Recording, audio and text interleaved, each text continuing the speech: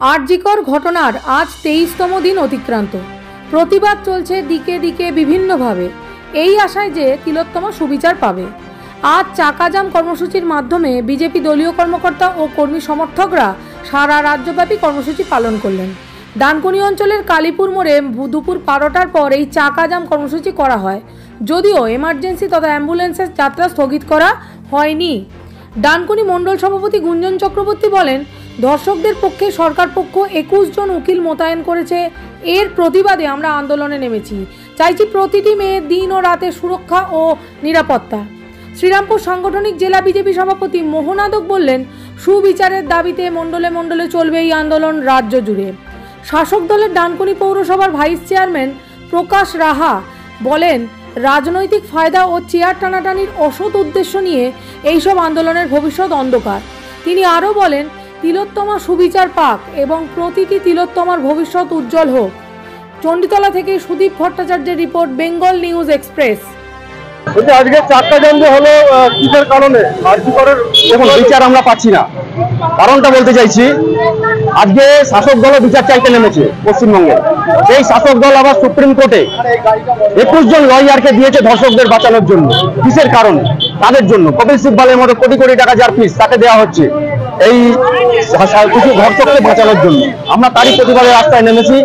আমাদের নেতৃস্থানীয় যারা আছেন রাজ্য নেতৃত্ব, তাদের কথা মতো আমরা আজকে রাস্তা অবরোধ করেছি। আমরা বিচার চাইছি। প্রত্যেক দিন এরকম তিলোত্তমার মতো এক একটি করে মেয়ে আমাদের সমাজ থেকে চলে যাচ্ছে। প্রচন্ড অত্যাচার, অকথ্য অত্যাচার, যেটা মুখে বলা যাবে না, সেই রকম অত্যাচার হচ্ছে। আজকে তিলোত্তমার মতো মানুষকে যদি আমরা হারাতে পারি, এই রকমের ডাক্তার মেয়েকে যদি আমরা হারাতে পারি, আমাদের সাধারণ ধরনের মেয়েদের কোনো রকম সুরক্ষা এখানে নেই। তাই আমরা রাস্তায় রয়েছি। মহিলা সুরক্ষা, মহিলা স্বাধীনতা, সে দিন হোক বা রাত হোক, প্রত্যেকের কাছে আমরা চাইছি, পশ্চিমবঙ্গ সরকারের কাছে চাইছি, এদের নিরাপত্তা আগে দাবি করছি। সুতরাং সুরক্ষা এবং নিরাপত্তা যদি ঠিক থাকে তাহলে ঠিক আছে, নাহলে ভারতীয় জনতা পার্টি সারা পশ্চিমবঙ্গ জুড়ে যে অবরোধ আন্দোলনে নেমেছে, বিক্ষোভ দেখাচ্ছে, দেখাতে থাকবে। কতক্ষণ আমরা আন্দোলন করলেন? আমাদের প্রায় ঘন্টাখানেক হয়ে গেছে। অলরেডি কিছু অ্যাম্বুলেন্স, কিছু পরীক্ষার্থীর গাড়ি রয়েছে, আমাদের জেলা নেতৃত্ব রয়েছেন এখানে। তারা কি বলছে শুনে নি আমরা, তারপর যদি করতে হয় আমরা চালিয়ে যাবো। যে রাজ্য সরকার এবং পুলিশ সম্পূর্ণ ব্যর্থ এবং দোষীদের তারা আড়াল চেষ্টা করছে। এখনো পর্যন্ত তারা সমস্ত এভিডেন্স নষ্ট করেছে। তার বিরুদ্ধে আমাদের প্রত্যেকটি মানুষকে একত্রিত করে আজকে আমাদের যে কর্মসূচি, ঘোষিত কর্মসূচি রাস্তা যান, সেটা আমরা করব। সমস্ত মন্ডলে মন্ডলে হচ্ছে। ওদেরকে ডাকুন না, মেয়েগুলোকে ডেকে নিন এখানে। সমস্ত মন্ডলে মন্ডলে এই কার্যক্রম হচ্ছে। আমাদের এটা পূর্ব ঘোষিত কর্মসূচি, রাস্তা জ্যাম 12টা থেকে 2টো। আমরা সাধারণ মানুষের কাছে ক্ষমা চেয়ে নিচ্ছি, কিন্তু বিচারের দাবিতে আমাদের পথে নামতে হয়েছে।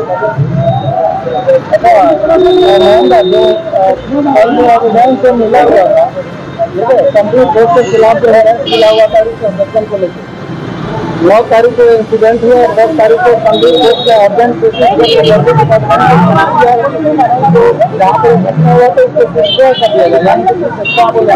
आपको सभी को मालूम है 9 तारीख को जो घटना हुआ है, उसको पूरा एविडेंस लोपाट करने के लिए वहाँ पे पूरा आदमी घुसा दिया। एक दूसरा जो उसके सामने जो वॉशरूम था वो तोड़ दिया। अभी आप लोग को उसका जो एविडेंस मिला, किसका घर पे? संदीप घोष के घर से मिला। अभी इतना दिन बोल रहा था कौन दिया, पता नहीं। अभी थोड़ा थोड़ा आ रहा है, लेकिन ये निर्लज्ज जो राज्य सरकार है और पुलिस है, उनका पूरा एविडेंस लोपाट करने के लिए लगे हुए हैं। सीबीआई दिया हुआ है, लेकिन सीबीआई को ये लोग विभ्रांत कर रहे हैं, सटीक दिशा नहीं दिखा रहा है, और जो दोषी है उनको आरएल कर रहा है, उसको बाईपास कर रहा है। तो इसीलिए हम लोगों का आज रास्ता जाम प्रोग्राम है। पूरा वेस्ट बंगाल में 1200 के अधिक हम लोगों का मंडल है, और हर मंडल में ऐसा रास्ता जाम का प्रोग्राम चल रहा है और चलेगा 2 बजे तक। বিজেপির চাক্কা জ্যাম কর্মসূচি ছিল, সেই অনুযায়ী কালীপুর মোড়ে দীর্ঘক্ষণ পথ অবরোধ হয়, যার ফলে তীব্র যানজটেরও সৃষ্টি হয়। কি বলবেন এই ব্যাপারে? দেখুন, সত্যি কথা বলতে কি, একটা অমানবিক ঘটনা ঘটেছে এবং সেটা নিয়ে মহামান্য কোর্টের নির্দেশে তার তদন্ত প্রক্রিয়া চলছে এবং পশ্চিমবঙ্গ সরকার সর্বতভাবে সেই তদন্ত প্রক্রিয়া সহযোগিতা করছে। এই অবস্থার মধ্যে বিজেপি একটা দল যারা পশ্চিমবঙ্গে একটা অশান্তির বাতাবরণ তৈরি করছে, পশ্চিমবঙ্গে একটা অশান্তি লাগিয়ে রাখার চেষ্টা করছে, মানুষকে হয়রানি করার চেষ্টা করছে। কদিন আগেই আমরা দেখেছি যে ওই ছাত্র সমাজের নামে একটা প্রোগ্রাম নিয়ে নবান্ন চলো, হ্যাঁ, সেখানে একটা বিশৃঙ্খল অবস্থা তৈরি করা, সেখানে একটা অশান্তি তৈরি করা। আমরা দেখলাম দুঃখের সঙ্গে যে সরকারি কাজ করতে গিয়ে একজন ডাক্তার প্রাণ হারালেন, আবার সরকারি কাজ করতে গিয়ে পুলিশ প্রশাসনের লোককে ইট খেতে হচ্ছে, চোখ চলে যাচ্ছে তাদের উপরে আক্রমণ হচ্ছে। এটা একটা রাজনৈতিক দল কি করে করে, আমার তো এটা বুঝতে আসছে না। প্রতিনিয়ত দেখা যাচ্ছে মিছিলের সংখ্যা বেড়েই যাচ্ছে এবং মিছিল থেকে অরাজনৈতিক যে মিছিলের নাম করে বেরোনো হচ্ছে, মিছিলগুলো বেরোচ্ছে, তার মধ্যে থেকে স্লোগান উঠছে যে মুখ্যমন্ত্রীর পদত্যাগ। বিষয়টা শুনুন, আমরা চাইছি অপরাধীর শাস্তি হোক, অপরাধীকে চিহ্নিত করে শাস্তি দেওয়া হোক, আর কেউ সেইটাকে সামনে রেখে চেয়ার চাইছে, ক্ষমতা চাইছে। এটা মানুষের কাছে মেরুকরণ হয়ে গেছে।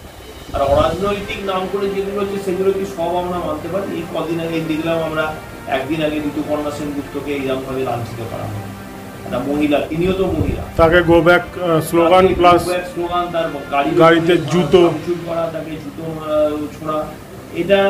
এটা তো আমার মনে হয় যে উদ্দেশ্যে মানুষ সবাই ব্যথিত হৃদয়, যে উদ্দেশ্যে মানুষ জাস্টিস চাইছে, আমরাও চেয়েছি, আমরাও রাস্তায় নেমে পড়েছি, সেই উদ্দেশ্যটাকে কিছু মানুষ তারা এর মধ্যে ঢুকে গিয়ে এটাকে নষ্ট করে দিচ্ছে এবং আলটিমেটলি বাংলার বদনাম হচ্ছে।